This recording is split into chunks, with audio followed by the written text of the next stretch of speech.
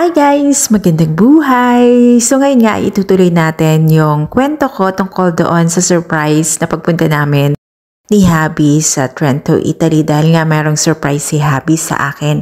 At eto nga, papunta na kami doon sa surprise niya talaga sa akin. So naglalakad na kami dito sa my city center at hindi ko alam kung saan talaga kami pupunta dahil ayaw niyang sabihin.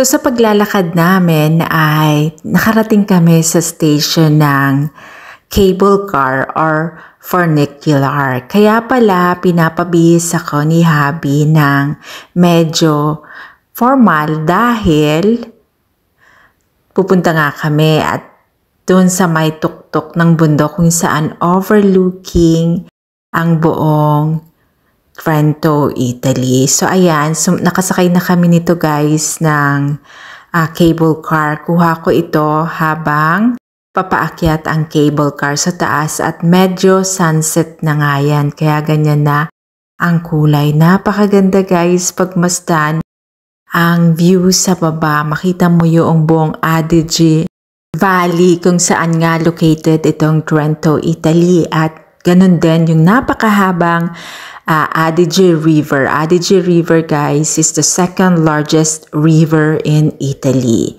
So ayan, napakaganda talaga at nag-enjoy ako dyan and saka medyo may pagka-romantic kasi sunset yan guys. So parang overlooking sa buong view during sunset. Kaya ganyan ang kulay, parang golden hour na kasi talaga siya. So ayan, eto ulit ang Trento, Italy or ang Adige Valley at Adige River. Nakakatuwa nga guys kasi pati itong cable car ay libre or free kapag nag-download ka ng Mia Trentino kapag pumunta ka dito sa Trentino, Italy.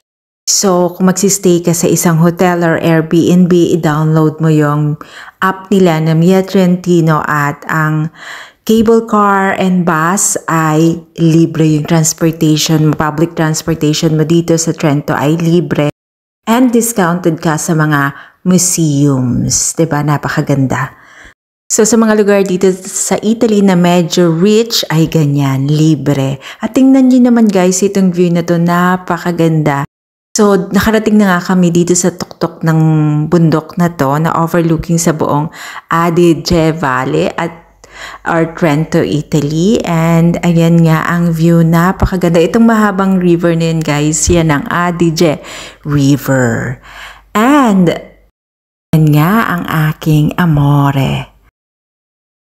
So, ang ganda guys ng view dito. Meron silang viewing area or viewing deck na tinatawag kung saan nakatayo si Habi at ako. So, overlooking yan sa buong valley. Ayan, makikita mo yung valley at papunta dito ay kailangan mong sumakay sa cable car na libre kapag meron ka ng Mia Trentino na app. Ayan, magkakaroon ka ng app kapag nagstay ka sa hotel or Airbnb nila dito. So, free yon, free ang transportation dito.